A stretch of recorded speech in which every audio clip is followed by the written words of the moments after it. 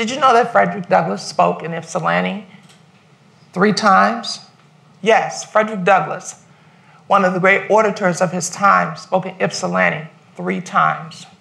Don't feel bad if you didn't know, because I didn't know either, and many of my students didn't know.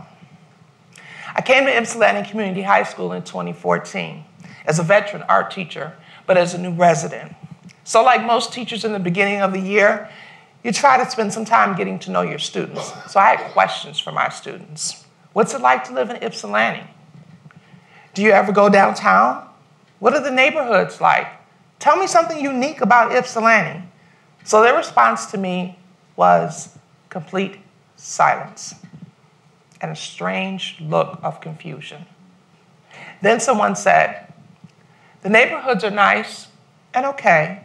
We don't go downtown very much. We have the water tower here, but we're not too sure what its purpose is. But Eastern Michigan University is here. So I said, okay. I felt good about that, but I wanted to know more. So I said, tell me about the history here. Once again, complete silence, that look of confusion. And then someone said, there's a lot of history here, just not much history as it relates to us. So I need to tell you at this point that the majority of my students are African Americans and students of color. But at that point in that time, in my mind, I said, I'm going to use what I do, which is teach and create art, to bring about a greater awareness of their history and culture, and to bring a deeper connection between them and their community. So I moved back to Ypsilanti last year as a freshman. I thought, okay, well, I don't know anybody here, so it's going to be kind of an interesting year for me, of me just kind of sitting to the side in the corner and just saying to myself. So that changed almost instantly when I walked into Ms. Settles' classroom. Just the dynamic of it was like, wow, it's like you're at home. And Ms. Settles genuinely cares how you feel. If I was having a bad day, I would be like, okay, well, I'm a little out of it today. Instead of just being like, okay, take your seat. Ms. Settles would ask, what's wrong? Are you okay? And it felt great to know that she genuinely cared how we felt. Now, I never really thought a lot of art before I started this. And I'd never been more wrong, because I couldn't really draw, couldn't really paint, couldn't really do any of that until I got into her room. And she taught me, and she instantly saw something in me that I didn't even see in myself. She moved me out of the lesser group and into the more advanced group. I was like, what are you doing? I don't know what you're doing. But I went with it, and that was amazing. I can draw really well now. I can paint really well now. And I thought, okay, well, I want more of this. So she came to me and told me, okay, well, there's a mural project. Would you like to join? I was like, yeah. So the first mural that we created was of H.P. Jacobs, who was an African-American, well, he was a slave until he got to Ypsilanti by himself.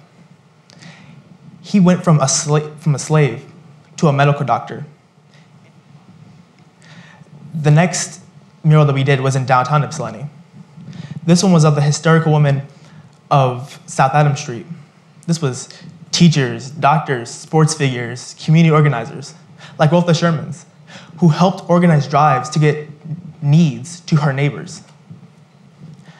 At all of our unveilings, there were huge crowds. Now again, I had never done anything like that before, so I was like, and she wanted me to present them. I was like, slow down a little bit. But I did.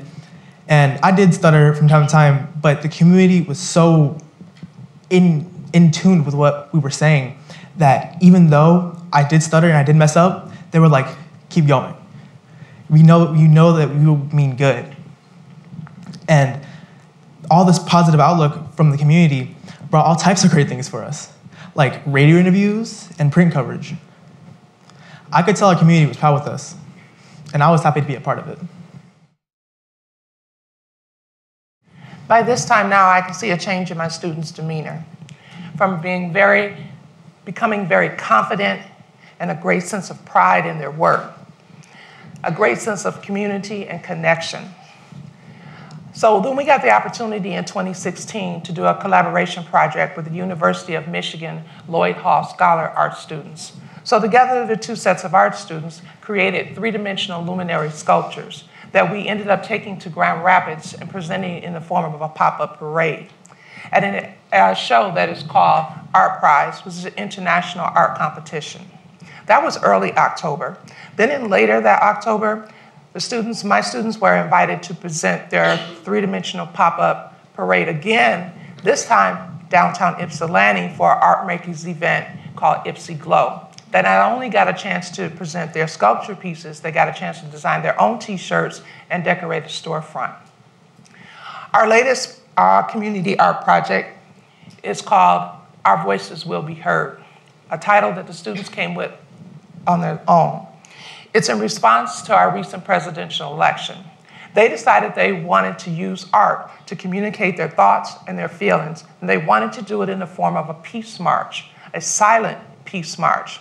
Now, while I encouraged them and I was excited about the idea, something just seemed to be missing. So as I thought about it, I realized that these students are at an age in their life where they've never had to march, they've never had to protest anything. They're all the recipients of the struggle, the hard work, and the courage of their ancestors and their elders. So before we could do a peace march, we had to have a meet and greet with some of the community elders, and we did.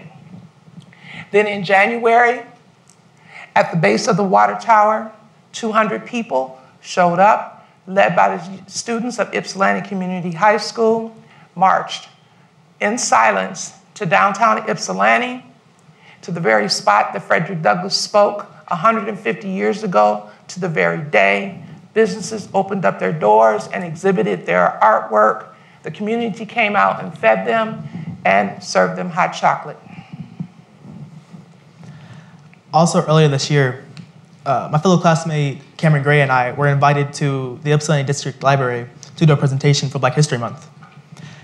Now, that was like, whoa.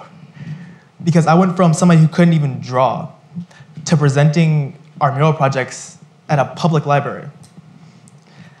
The community there was amazing. Because, again, I did mess up a few times, but this time was a little bit more chilled back, or laid back.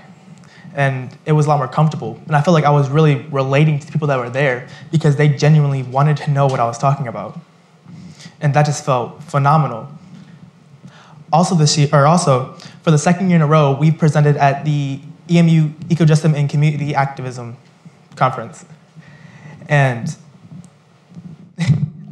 sorry, that was just phenomenal.